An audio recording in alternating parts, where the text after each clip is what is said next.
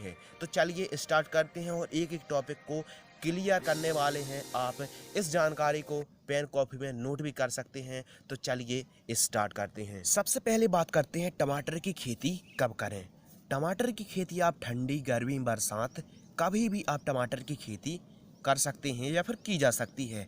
लेकिन इसे करने का जो अनुकूल उन्नत टाइम है सर्दी बरसात के लिए आप जुलाई और अगस्त में लगाएं, क्योंकि जो हार्वेस्टिंग के लिए आपको अक्टूबर महीनों में तैयार हो जाएंगी।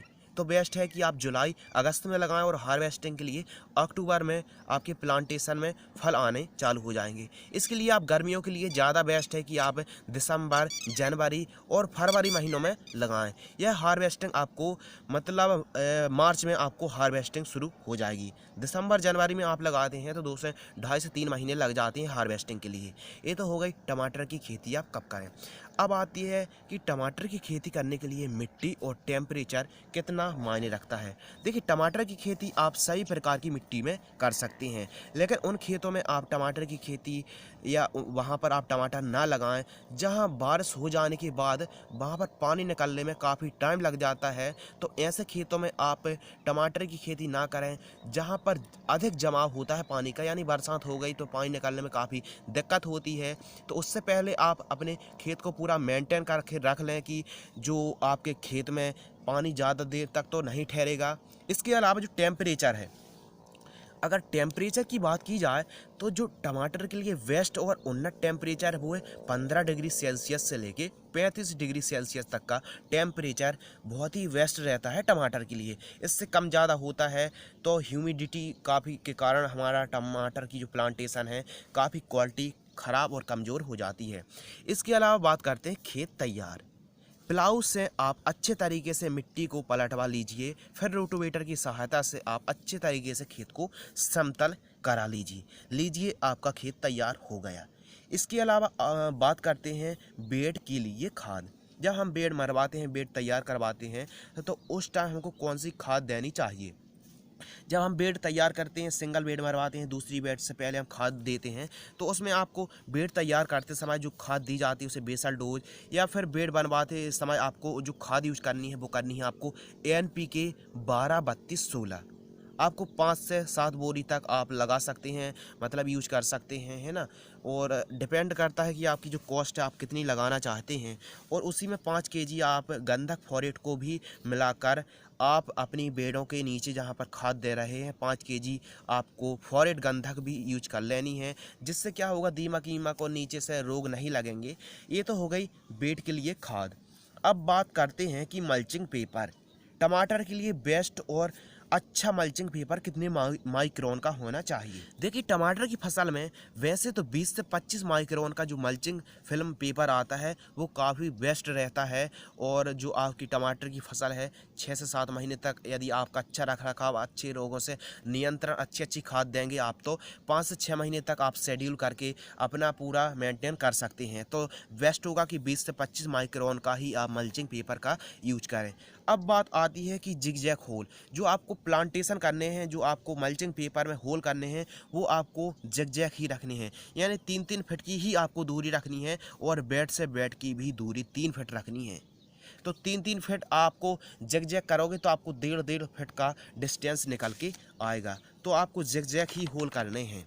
अब बात आती है ड्रिप एरीगेशन की। देखिए किसान भाइयों, यदि आप वेजिटेबल फार्मिंग कर रहे हैं, कोई खेती कर रहे हैं सब्जियों की, तो ज़्यादा बेस्ट होगी आपको 16 mm ही यूज करना चाहिए। 100 फीट 1.5 फीट बटन वाली ही बेस्ट रहने वाली है, क्योंकि 16 mm काफ़ी बेस्ट है और 1.5 फीट है ना बटन वाली आप यूज कर सकते हैं।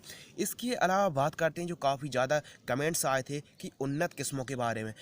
मैं आपको वही किस्मों के बारे में बताने वाला हूँ जो हम लोग खेती करते हैं टमाटर की, जो हम लोग के एरिया में उन्नत है। अब मैटर नहीं करता है कि आप किस स्टेट से हो, किस जगह से हो, और आपके एरिया में कौन से हाइब्रिड सीड्स इम्प्रूव वैरायटी है, तो आप अपने एरिया के हिसाब से ही सेलेक्ट करें।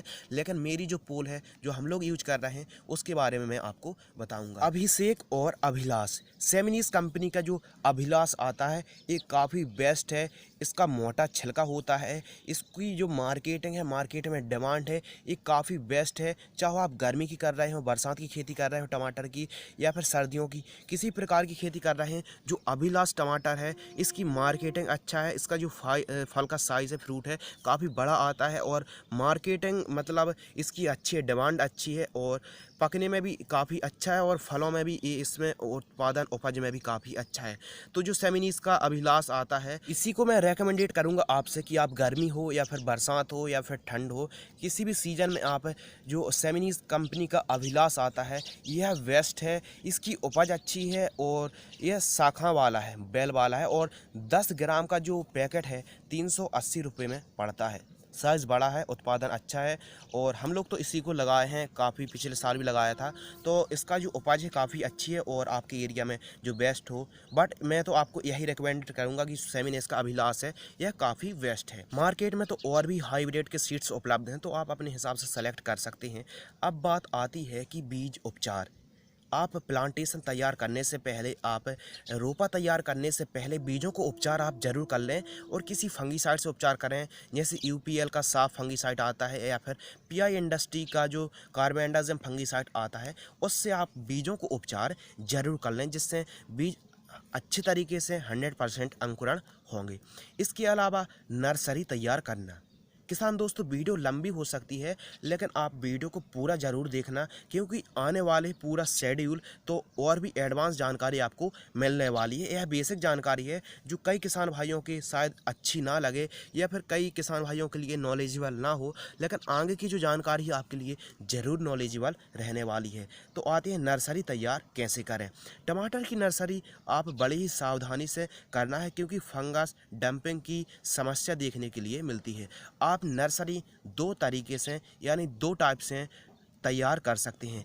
एक तो प्लास्टिक की जो प्रो ट्रे आती हैं उनसे भी कर सकते हैं, एक तो आप मिट्टी में सिंपल तरीके से गोबर ओबर जैविक कंपोस्ट से भी आप तैयार कर सकते हैं।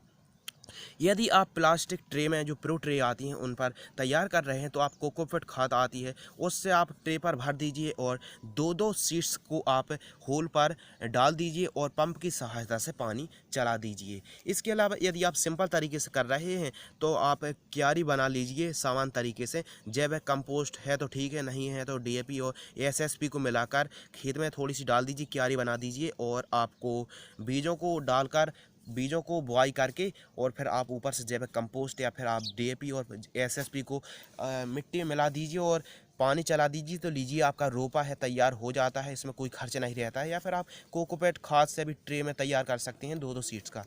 अब बात आती है नर्सरी में फंगस की समस्या हो तो हमको क्या करना है। देखिए, नर्सरी तैयार लगभग 25 दिन में तैयार हो जाती है, लेकिन नर्सरी में जब आप देखते हैं कि डंपिंग की समस्या होती है, फंगस की भी समस्या होती है और सबसे बड़ी बात है फंगस की समस्या। फंगस का अटैक के लिए आपको क्या करना है, सिजेंटा कंपनी की रेडोमल गोल्ड फंगीसाइड आती है, उसको आपको, प्लांटेशन हमारा छोटा है, फंगस भी लगे हैं, तो आपको 1 लीटर पानी में 1 ml स्प्रे कर देना है, क्योंकि हमारा प्लांटेशन छोटा है। और इसके बाद पानी समय समय पर देते रहें और देख रेख करते रहें। लीजिए, जब आपका जो प्लांटेशन है, ट्रे है, जब आपकी रोपा तैयार हो जाता है तो उसके बाद क्या करें। यदि नर्सरी में ग्रोथ नहीं हो रहा है कि नहीं, यदि नर्सरी में ग्रोथ ही नहीं हो रहा है, जो आपके प्लांटेशन है छोटे छोटे हैं, तैयार नहीं हो रहे हैं, यानी ग्रोथ ही उनका रुका हुआ है, तो आपको नाइट्रोजन देना है नाम मात्र के लिए, यानी आपको यूरिया देना है। यदि आपकी जो क्यारी है 10x10 की है तो आपको 200 ग्राम यूरिया दे देना है। इसके अलावा जब आपकी टमाटर का जो रोपा है 18 से 20 दिन का हो जाता है तो आप नाइट्रोजन यूरिया दे सकते हैं। मतलब बहुत ही कम मात्रा में, बहुत ही बिल्कुल नाम मात्र के आपको यूरिया देना है नाइट्रोजन, तो आपका जो रोपा तैयार हो जाएगा। ज़्यादा यूरिया नहीं देना है। आपका जो प्लॉट है, आपकी नर्सरी है 10x10 की है तो आपको 200 ग्राम आपको यूरिया दे देनी है। लीजिए, आपकी जो नर्सरी है अच्छे से ग्रोथ हो जाएगी, प्लांटेशन अच्छे से तैयार हो जाता है। अब बात आती है प्रति एकड़ बीज की आवश्यकता है, यानी हमको कितने 1 एकड़ में कितने सीड्स, कितने बीजों की आवश्यकता होती है। आपको बेस्ट है कि 70 से 80 ग्राम आपको सीड्स की आवश्यकता होती है 1 एकड़ में, या फिर कुछ आप यूँ समझ लीजिए कि आपको 1 एकड़ में कितने प्लांटेशन की आवश्यकता होती है। मेरे हिसाब से यदि आप गर्मियों में कर रहे हैं तो आप 3-3 फीट के अंतराल में ज़िगज़ैग रखें और आपको एक प्लांटेशन में एक गड्ढे पर आपको 2-2 बीज ही लगाने हैं। और यदि आप गर्मियों में कर रहे हैं तो मैं तो आपको रेकमेंडेड करूंगा, कई लोग बोलते हैं कि एक एक पौधा लगाना है, लेकिन 2-2 पौधे आप 2-2 प्लांटेशन ही कीजिएगा, क्योंकि गर्मियों में लू चलती है, अधिक टेम्परेचर होता है, हाई टेम्परेचर होता है, जो फल हैं काफ़ी ख़राब होने लगते हैं धूप के कारण। तो 2-2 सीड्स का 3-3 फीट में ज़िगज़ैग ही होल रखें, क्योंकि इसका डिस्टेंस निकल के आता है 1.5 फीट। तो अब बात करते हैं कि 1 एकड़ में कितने प्लांटेशन की आवश्यकता होती है। यदि आप 2-2 लगाते हैं तो 6000 से 8000 प्लांटेशन की हमको 1 एकड़ में आवश्यकता होती है। अब बात आती है कि प्लांट ट्रांसफर में कौन सी सावधानी रखें और कब करें। देखिए, आपका प्लांटेशन, आपका रोपा, आपका पौधा 22 से 25 दिनों में ट्रांसप्लांट के लिए तैयार हो जाता है, लेकिन जहां आपको लगाना है और जिस जगह से आपको ले जाना है, दोनों जगह पर आप पानी चला लीजिए। नमी होना बहुत ही ज़रूरी है, तभी आपको प्लांटेशन करना है। सावधानी आपको यही रखना है कि आपका जो प्लांटेशन का जो पौधा ज़्यादा बड़ा ना हो, यानी 22 से 25 दिनों में आपका रोपा तैयार हो जाता है। और ज़्यादा वेस्ट होगा कि आप जहाँ लगा रहे हैं, जहाँ प्लांटेशन करना है, वहाँ पर नमी होना चाहिए, और जहाँ से आप प्लांटेशन निकाल रहे हैं वहाँ पर भी नमी होना चाहिए। अब बात कर लेते हैं प्लांट से प्लांट का डिस्टेंस। आपको प्लांट से जो प्लांट का डिस्टेंस रखना है वो रखना है आपको 3-3 फीट, और ज़िगज़ैग होल ही आपको ज़िगज़ैग प्लांटेशन ही करना है। अब बात आती है पानी और ड्रेंचिंग करना। दोस्तों, क्या होता है, जैसे ही हम रोपाई कर देते हैं तो 4 से 5वें दिन आपको ड्रेंचिंग करना है। 1 केजी आपको ANPK 19-19 लेना है। 1 किलोग्राम आपको ANPK 19-19 घुलनशील खाद प्लस आपको 500 ग्राम कार्बेंडाजिम फंगीसाइड आप ले सकते हैं। PI इंडस्ट्री का आता है कार्बेंडाजिम, उसको आपको 500 ग्राम लेके आप 10 दिनों में 2 बार आप ड्रेंचिंग करें पानी में, है ना। आप घोल बना के अच्छे 1 केजी ANPK और आप 500 ग्राम कार्बेंडाजिम को आपको ड्रेंचिंग कर देना है। ये तो बात हो गई फर्स्ट ड्रेंचिंग की। सेकंड ड्रेंचिंग भी आप इसी को दोहरा सकते हैं, लेकिन आपको तीसरी और चौथी ड्रेंचिंग में आपको 4 से 5 ड्रेंचिंग करना बहुत ही ज़रूरी होता है अच्छे ग्रोथ के लिए। देखिए, जो मैं आपको जानकारी बता रहा हूँ, आप कम लागत पर भी एक अच्छा मुनाफा ले सकते हैं। और कई किसान भाई तो बिल्कुल सिंपल तरीके से करते हैं, बधाई नहीं करते हैं, तो वह 1-2 बार तुड़ाई लेने के बाद उनकी टमाटर की फसल बर्बाद हो जाती है, नष्ट हो जाती है।